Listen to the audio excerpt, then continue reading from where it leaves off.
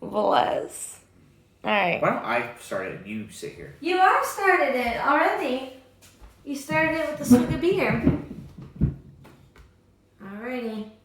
We are on and rolling now. Great. Perfect. Hello. Welcome back, Kaiser Radio. Kaiser Nation Radio. Do you even remember? No. I think it was Kaiser Nation Radio. Yeah, we nailed it. Is it? Yeah. I think So today we're going to start talking a little bit more about more CrossFit-y type of topics. We did a lot of competition type topics in the first two. So today we're going to hit on what, Chris?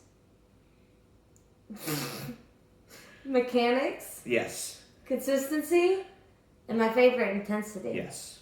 So we're going to talk a little bit about like what we mean, why we want to talk about it, and our big focus is going to be on intensity at the end. Mm-hmm. So mechanics, what do we mean by mechanics? Movement quality. Okay. More? No, that's good. No! So mechanics is like more how well you move. So like making sure you're not just doing the movement correctly, but like all the muscles are firing in the right sequence. How else do you want to say it? Yeah, that's pretty good. Glassman always talks about virtuosity, which is doing the common uncommonly well. And so when we think about things like air squats and things like that, it's not just did you pass through the correct range of motions, did you meet the standard, it's were you moving as optimally as you can, right? Where the hamstrings firing at the right time, the quads firing at the right time, where your knees tracking in the right place, were you putting yourself in any potential risk if there was a load on your back?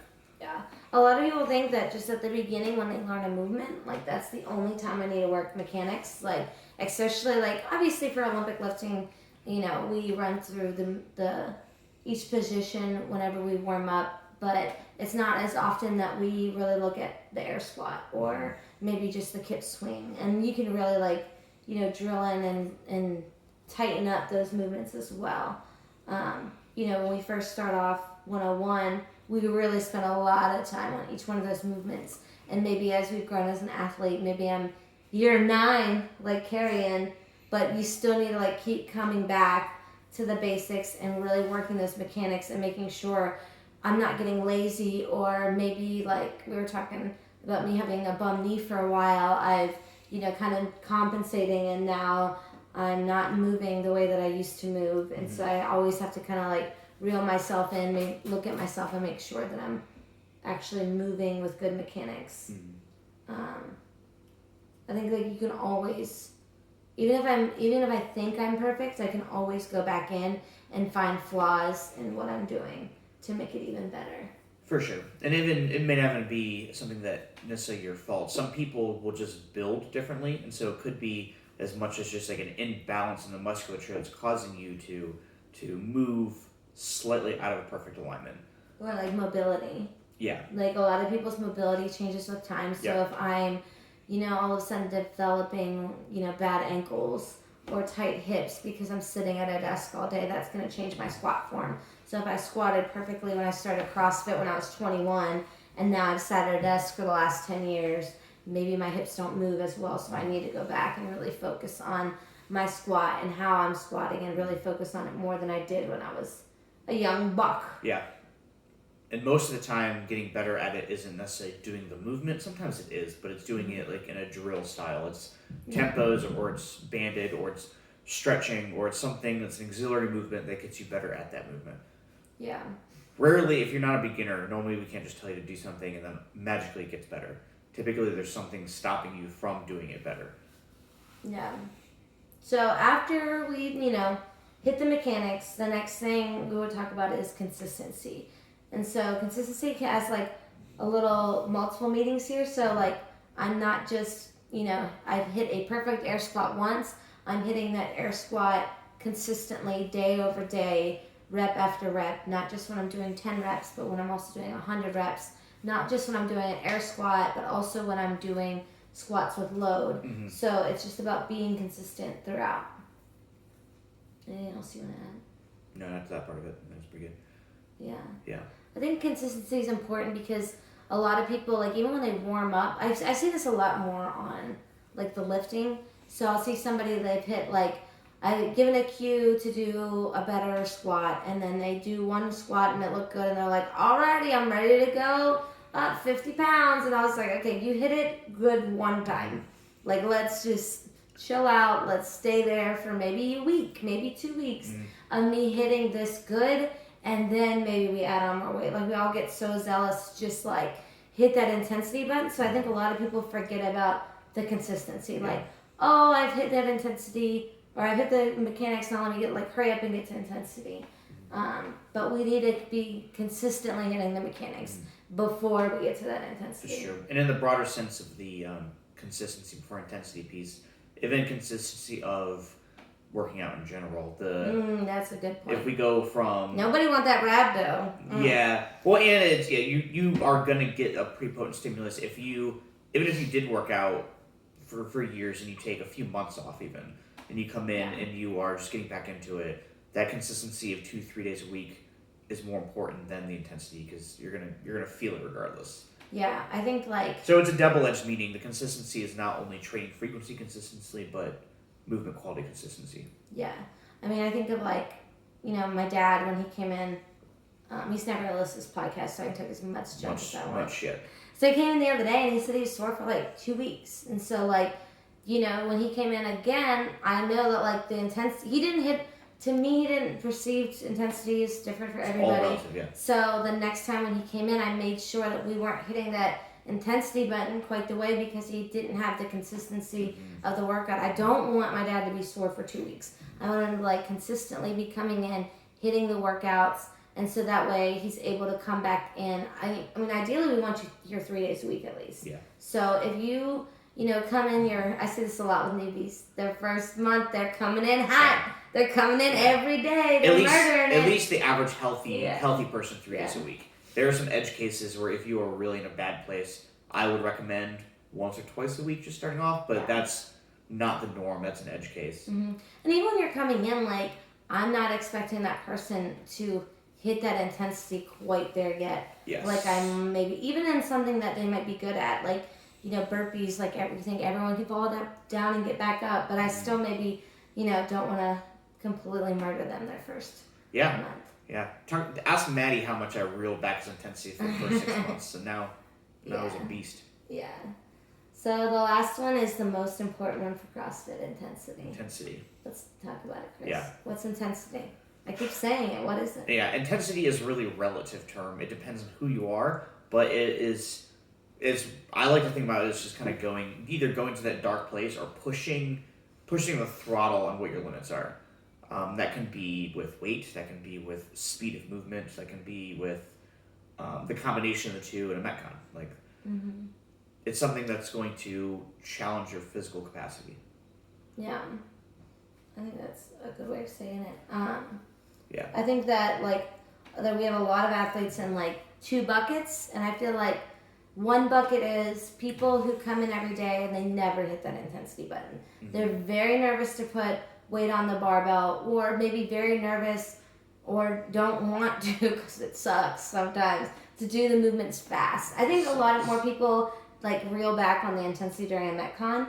Oh, I need to be able to breathe, and I want my heart rate to stay in this certain range. But if I'm doing a 7-minute workout, I need to hit intensity, or else I'm not really doing much. If I'm doing a 30-minute workout, then obviously my intensity is going to be different. Yeah.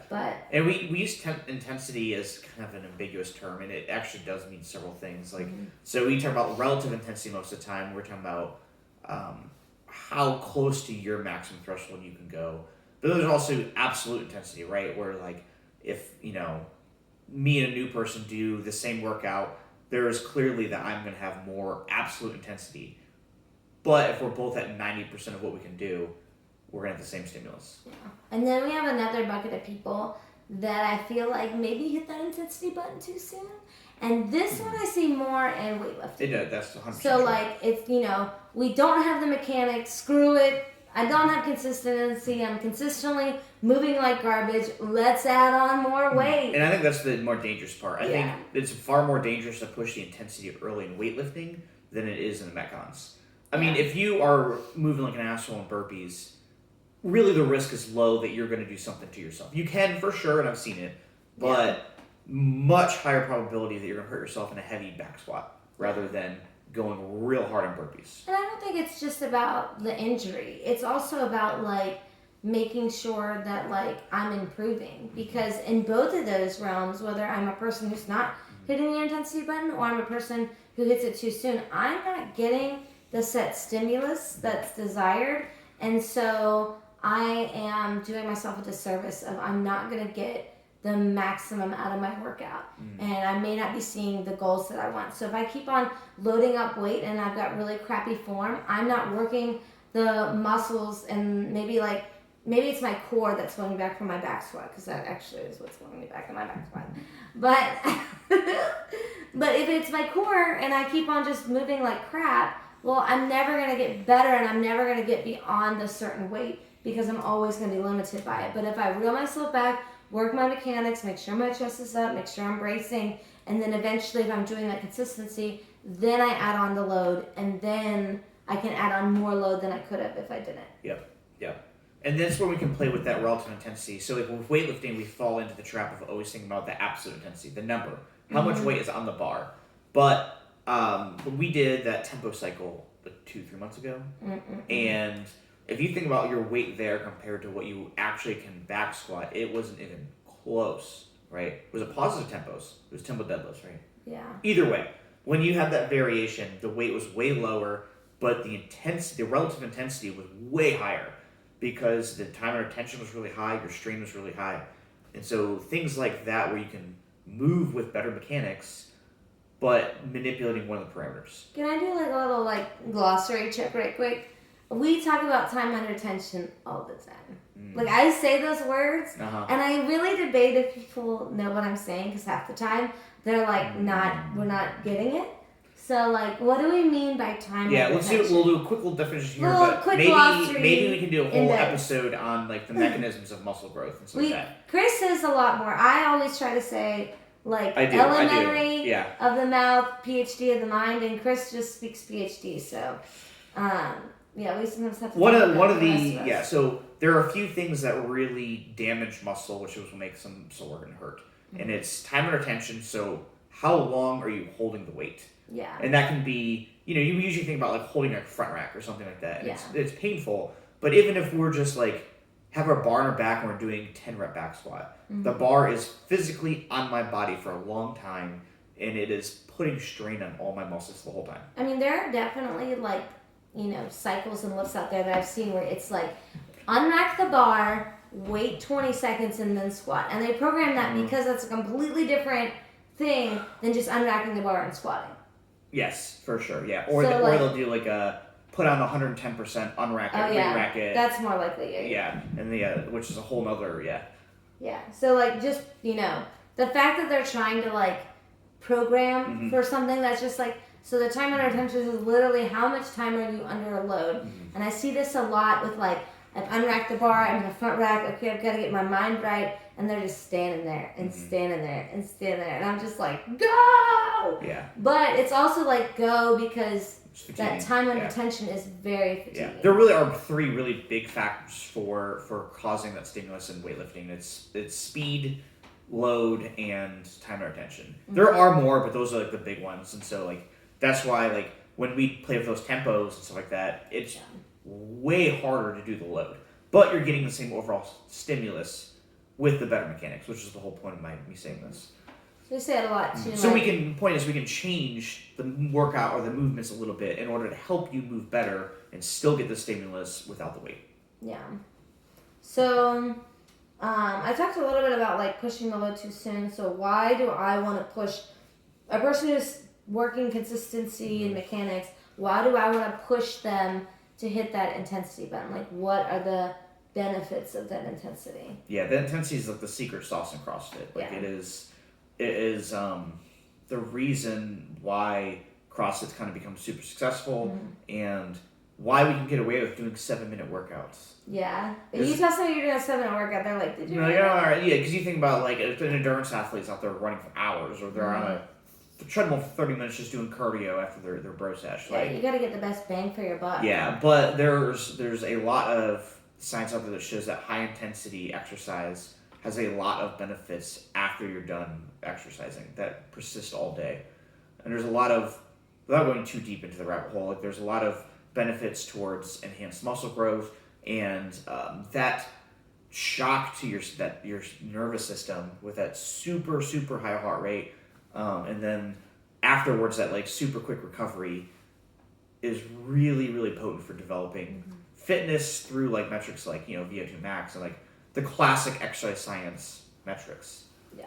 And performance, we can just see it happening. Like, oh yeah, you definitely will like increase once you start hitting that intensity button more often. Like it's different. You're gonna see a lot more movements increase. Like we tease a lot of people like, oh, I don't see you sweating, I don't see your heart rate increasing, and the reason why we're like kind of like teasing and peeking at you of those things because I'm telling you without being so direct that you're not hitting that intensity button. Yeah. Look, and we'll say, look at so and so. That's what I want you to look like. Yeah. Because sometimes it's hard to say. I can't tell Chris I want you to do 10 burpees every 30 seconds because that's hitting the intensity button. Because like, what the heck does that mean? Yeah. But if I can look at somebody who's on the floor gasping for air when they finish the workout, that person's hitting that intensity button right. You definitely don't want to like be done with the workout and be like, all right, what's next? Like, it's not a like chill thing. It should be. It should be painful. And there are workouts where we do that with a specific reason, right? But you'll notice that's probably only once or twice a week because the other days are savage. This is a great segue into, I'm unsure about intensity, I'm unsure about load, I'm sure about consistency, but you may have, not noticed whenever we bring everyone on the board and we start talking, we are very specific about what the stimulus is for the workout. And sometimes I feel like it's in one ear and out the other, and so hopefully like this conversation can kind of like lead you into, okay, I'm actually gonna like listen a little bit closer on when we say, hey, I want you to use a weight where you can do 10 unbroken, that you actually are doing a weight that's your 10 unbroken. So that doesn't mean I'm just using a barbell and I can actually do 50 unbroken, and that doesn't mean this is my 1 rep max. I should be picking something that is relative to what that means. I just shook this whole entire table. I don't know what happened to the camera. Oh, it's still jiggling. Oh boy. Find out. Yeah, and I think it's another reason why we time cap things. Is we want to keep people in a certain stimulus window. And in a perfect world, the time cap is just like a safety net because we should have scaled you to the point where you're finishing at the same time as everybody else. But it just doesn't always happen because it's hard to know. I mean, we got a pretty big slap on the wrist when we got our L2, and they were like, if you hit the time cap, you have not. And sometimes it's not about coaching. Sometimes it's about me programming where I just completely misinterpreted a workout. Yeah. And so it comes from both sides. We can't like demo squad every single workout. In the perfect like world. 20 rounds of whatever the crap we had last Saturday. That was that was a mistake. That was a boo-boo. But that was a mistake. Yeah. I think Elmer almost did it though. Probably. If anybody was good to do it. In a perfect world, we would be able to scale every athlete to the exact same rounds or finishing time or whatever the point is. Yeah. Because that would be the equivalent intensity. So like, a lot of people are like, I don't want to be scaling. I'm a loser. I'm scaling. And it's not even about being a loser. It's about hitting that intensity the way that it is intended. Yeah. It is impossible for Chris to write a workout that like weight, reps, all that is everybody's intensity right perfect level. Mm-hmm. He has to write a general workout that's going to hit the most people and challenge people, but it doesn't mean that the RX guys, maybe that is too light of a load for them, that they need to do this extra thing, or maybe I need to do muscle ups instead of whatever. And in reality, it's an arbitrary definition. Like, what I write as RX is different from what any other gym is going to write as RX, and it doesn't matter. It's just what I chose. Yeah. Because I'm programming for somebody like Watkins, right? But you shouldn't be doing what he's doing now. You should be doing what he did 4 years ago, right? When when he was a year into CrossFit, right? Like that's people always talk about it's like, oh, I'm doing what Arnold did. And it's like, don't do what Arnold's doing now. Do what he did when he was 17. Like I do think it's tough to like, you don't want to compare yourself whenever it comes to scaling, but it is a little bit okay. I mean, the whole point of us having the leaderboard is to like push that intensity. So, what was the Glassman quote about people will die for points? Men will die for points, and he's right. If you especially like not everybody's competitive, and I think that's fine, but like most of the people that really cling to CrossFit have a little bit of a competitive bug, and it's all friendly and it's all just like friends shit talking each other, but there's that like I'm gonna try to catch you. Yeah, I think, and that's why we're there to reel it in if that consistency intensity line drops too far. Mm-hmm. There's a certain level because when you go faster, your mechanics will decrease a little bit, and there's a point where we're like, this is fine, and there's a line where we're like, no, slow down. Yeah. And there are days, so like, the reason why I bring up the leaderboard is because I think that if I'm a person who's maybe not hitting the intensity button, maybe I do need to focus on the leaderboard a little bit and be like, I only did 1 round of this, and everybody else got 10. Which means either it scaled way inappropriately, or you just did not hit the throttle. Yeah. So something was happening there intensity-wise that I need to like check myself. Yeah. And really, it'll be kind of obvious if you look around the room while you're doing a workout that I'm moving way slower, or I'm going to the front and taking a 12-minute water break in my 7-minute AMRAP. So I think that that's why we have a leaderboard, and why we like it is because we like people to look and compare themselves for intensity, and it helps push that intensity button. Like if I have to do a workout and no one's ever going to know my score, I'm probably not going to push myself the way that I push myself when I have to put my score up so someone can see it. Like I want people to be impressed by the score, and I know it's a double-edged sword, but the reason why we have it is because of intensity, which is why every time that I question like, should we have a leaderboard? Should we really be comparing? I always am like, intensity is kinging this. Like, if I don't have intensity, then I don't think the results are going to be there. Yeah. And we say intensity comes last, but really when we talk about this, we're looking at long-term fitness. And so, like, when somebody new comes in, especially younger guys, really, because guys are always competitive, like, very competitive. Yeah. And so they're like, but I want to be the best now. I want to go hard. It's like, you've been here for 4 months. Yeah. Like, we're looking for, how are you going to be in 20 years? Yeah. Which is why we're like, we say intensity is king, because I'm looking for you to take, even if it's a whole year of getting things down and moving well, and then 19 more years of intensity, you're going to be really fucking fit when 40. Yeah. And then I was going to say, like, bringing it all together, mechanics, consistency, intensity. There may be movements where I'm on the intensity side. Like, burpees, I'm there pretty quick. Oh, man. I mean, like, there's very little mechanics in a burpee. Fall down on the ground, get back up. I mean, I could definitely do it incorrectly. Don't. Yeah. But maybe for me, example, toe to bar. Toe to bar, I'm not on intensity. Like, and some days maybe I am. Like, during the open, just kills me toe to bar. But every so often I need to reel myself back in and say, today I'm taking the hit on the leaderboard. I know today my focus is not on intensity, so I'm not going to care about what my time is, where I land. I'm going to focus on my mechanics and consistently hitting my toe to bar with this impeccable form. And maybe that means I'm scaling the reps, or scaling, maybe my toes aren't actually touching. Maybe they're just, and I'm in a good form and I'm just getting my toes as high as I can. And that way I'm actually progressing, but I'm maybe not hitting that intensity button. Yeah. But I think it is always important to like revisit yourself. Like even if in my burpees I have hit my intensity, maybe I see a new way of doing a burpee that I'm like, I'm gonna try that. Like I feel like even with like the 1 step ups and the worm downs, the like, magic mics. Yeah. Yeah, it happens even at high levels. We think about these games athletes that are like, Dantas is a fitness, right? Like, I remember there was a conversation with Katrin and Davis' daughter and Bergeron, where they were doing like rope climbs, and he said one time, he's like, hey, try this, and she went off and spent 40 hours trying that new thing just to evaluate if she liked it or not. Yeah. And it was like revisiting the basics and seeing, is this a better way of doing it? Like, are my mechanics better?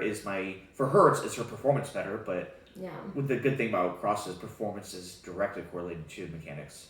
That's a good point, because like, when we coach and we give you a cue and you try it one time and it like maybe doesn't feel right, doesn't mean that you immediately like put that thing in a Metcon and just like hammer it out. And like most of the time you're like working that mechanics and then consistently doing it that way.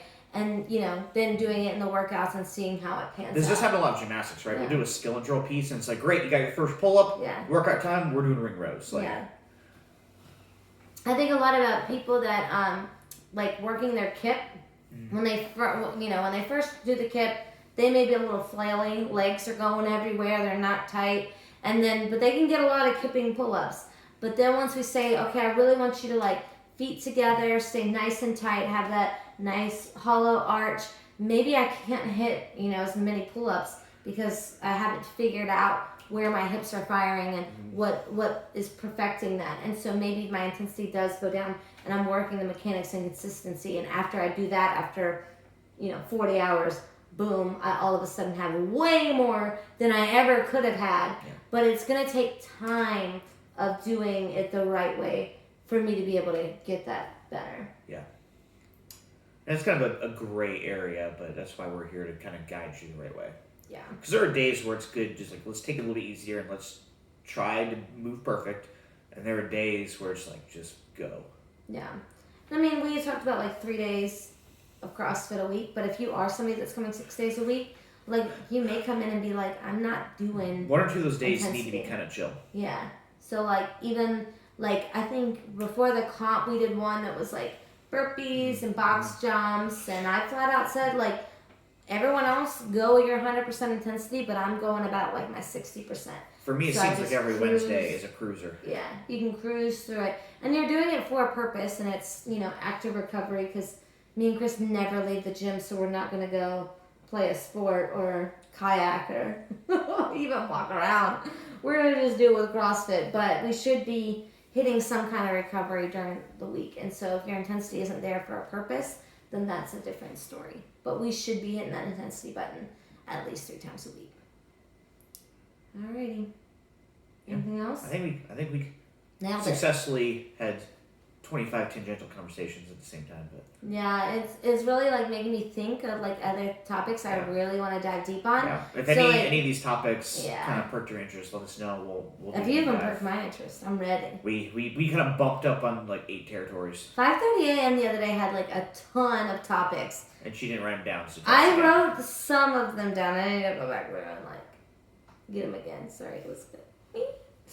But yeah, if you guys have any like, we're definitely gonna have one that's just gonna be like answering questions that y'all have. So if you have any like quite specific questions about anything, like we can definitely hit it as a big topic, or maybe just like a small topic as part of a bigger podcast. But we'd love to hear about it. I think what we're looking for doing another comp in July. Yeah, we're still looking at it. But yeah, I think that end of July is what we're looking at. Yeah, so if anyone's kind of interested in that, holler at us. I am definitely working on the sweatshirts. I keep saying it, but I'm actually doing it. So be looking out for that. 85 degrees. We also are going to have a softball team. Boom, it's happening. We're signed up. So if you do want to join us, it's Tuesday nights. It'll be like 6:30, 7:30, 8:30, 9:30 games. Honestly, I think last year we only had like 1 or 2 9:30 games. But if anybody wants to join us, there's tryouts. I'm just kidding. There's no tryouts. Alrighty, that's all I got for you guys. How do we want to exit? Did you come up with an exit thing? We didn't come up with anything last Beep, time. bop, boop. I think that was the same as last time. No, it wasn't. Stop. Collaborate and listen. Will you chug your beer in honor of the end? I think it's already out.